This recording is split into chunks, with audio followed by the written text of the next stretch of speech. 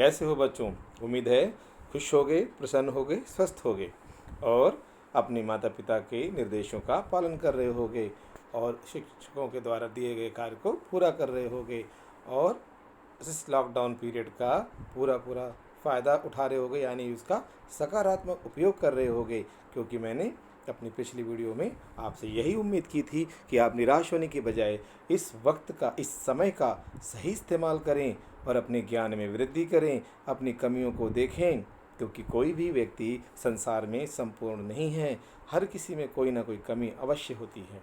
इसलिए हमें उस कमी को पहचानने का अवसर प्राप्त हुआ है। अपना सेल्फ असेसमेंट कीजिए, अपने आप को देखिए, कोई ना कोई कमी मिलेगी और उस कमी को सुधारिए।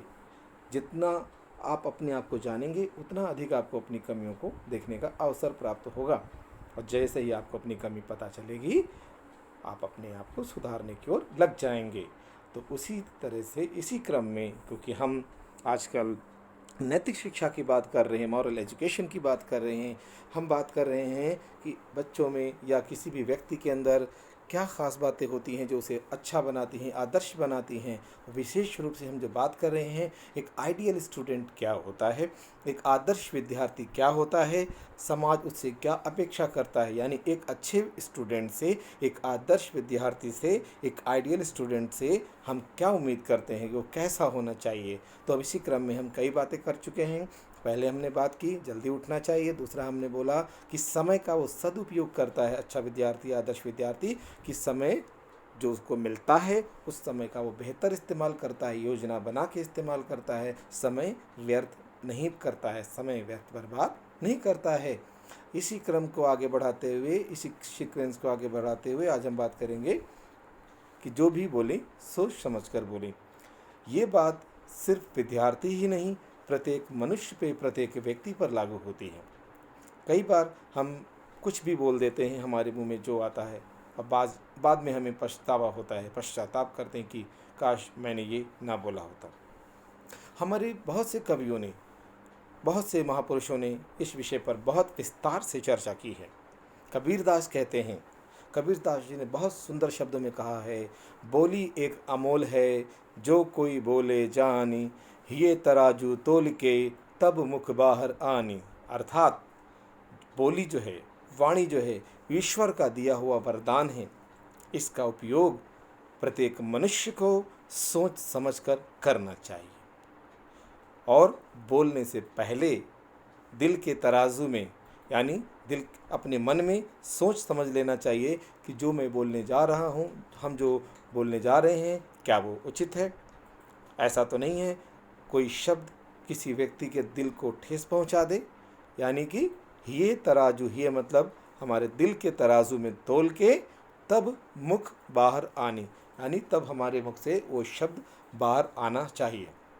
हमारे शास्त्रों में शब्द को ईश्वर कहा गया है, यानी हमारे मुख से जो भी वाणी निकलती है वो ईश्वर का दिया हुआ वरदान है। आपके मुख से निकला हुआ शब्द ही आपके व्यक्तित्व की, आपके ज्ञान की, आपके परिवार की पहचान होता है। किसी के भी मुख से निकले हुए शब्द को सुन के ही हम उसके बारे में निर्णय ले लेते हैं, उसके परिवार के बारे में निर्णय ले लेते हैं। हम कहते हैं कितना अच्छा बच्चा है। यदि उसने बुरे शब्दों का इस्तेमाल किया तो हम कहते हैं कि कैसा बच्चा है, किस तरह का शब्दों का इस्तेमाल करता है, क्या इसके माता पिता ने कुछ नहीं सिखाया। तो आप देखिए, हम किसी के मुख से निकले हुए शब्दों से तुरंत ही निर्णय पर पहुँचने की कोशिश करते हैं। ये व्यक्ति के संस्कार क्या हैं, इस व्यक्ति की शिक्षा का स्तर क्या है, इस व्यक्ति की सोच क्या है, इस व्यक्ति की समझ क्या है। यानी कि शब्द आसान नहीं है जितना आसान हमने समझ लिया है। आप देखिए, कोई भी व्यक्ति जब पहली बार आपसे मिलता है, आपकी मुलाकात होती है उससे, तो सबसे पहले जैसे ही वो कुछ अपने मुख से बोलता है, आप तुरंत उसके बारे में सोचना शुरू कर देते हैं कि ये व्यक्ति कैसा है।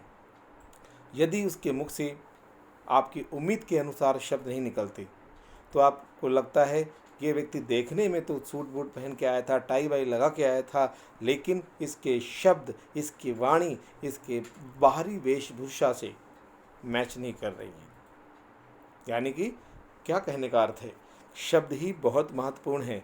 इसलिए शब्दों पे बहुत काम करने की आवश्यकता है बच्चों। जितना पढ़ेंगे उतने नए शब्द सीखेंगे और उतना ही आपको ये पता चलेगा कि किस सिचुएशन में हमें किस तरह की भाषा का इस्तेमाल करना है। यानी कि बड़ों से कैसे बात करना है, छोटों से कैसे बात करना है, अपने मेहमानों से कैसे बात करना है, पड़ोसियों से कैसे बात करना है, यानी जो भी आपके संपर्क में आते हैं उनसे आप किस तरह से बोलें, ये शब्द ही बताते हैं। क्योंकि शब्द एक बार मुख से निकलने के बाद वापस नहीं आते।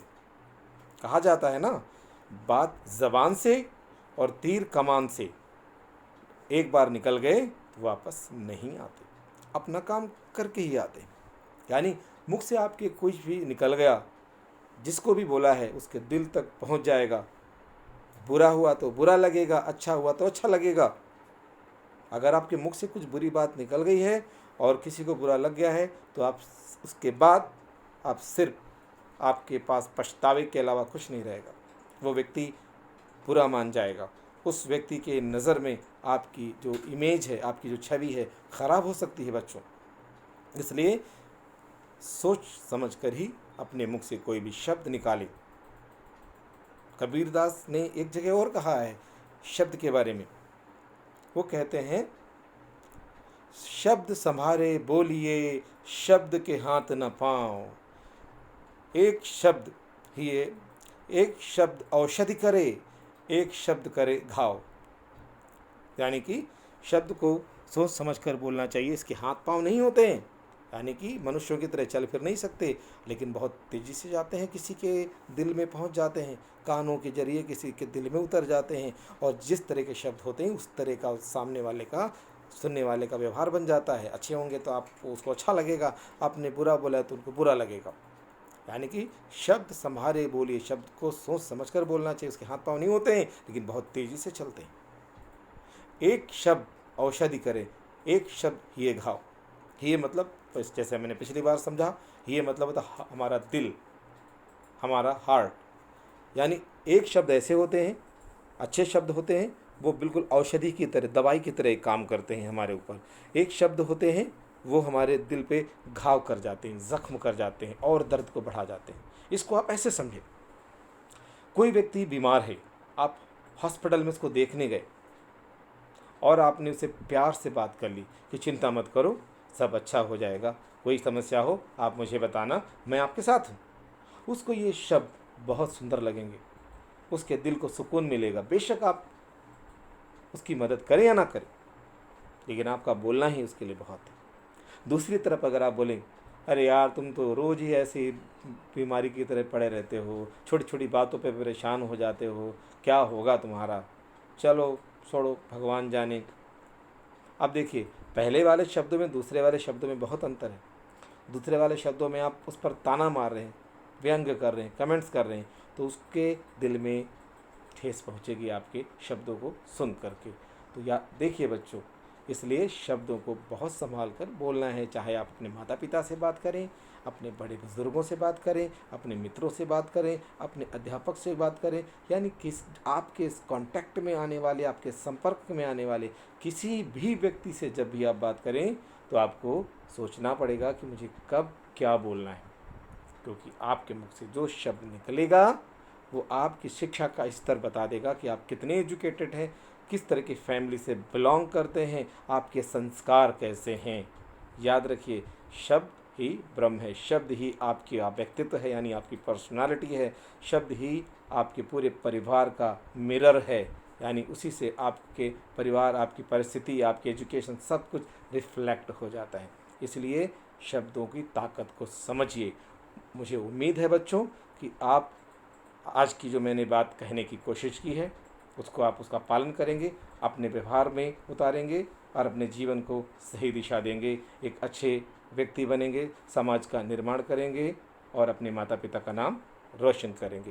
धन्यवाद बच्चों, मिलते हैं अगले वीडियो में। यदि ये वीडियो आपको अच्छा लगता है, ज्ञान की बातें अच्छी लगती है, तो मैं बार बार कहता हूँ इस ज्ञान को आगे तक पहुँचाएँ, क्योंकि ज्ञान बांटने से बढ़ता है। और जब आप ज्ञान आगे तक पहुंचाएंगे तो उसमें और ज्ञान जुड़ेगा। मुझे जो जितना अनुभव था, जितना मैंने सीखा, उतना कहने का सिर्फ प्रयास किया है। मैंने ये नहीं कहा कि मैंने पूरी बात कही है, जितना सीखा है उतना बताया है। आप इस ज्ञान को और आगे बढ़ाइए, लोग अपना अनुभव जोड़ेंगे, उस अनुभव को और आगे तक पहुँचाएँगे और ये ज्ञान बढ़ता ही रहे। बस यही आप मैं दुआ करता हूँ, यही आप मैं कामना करता हूँ कि आप स्वस्थ रहें, सुरक्षित रहें और अपने माता पिता का नाम रोशन करें। धन्यवाद।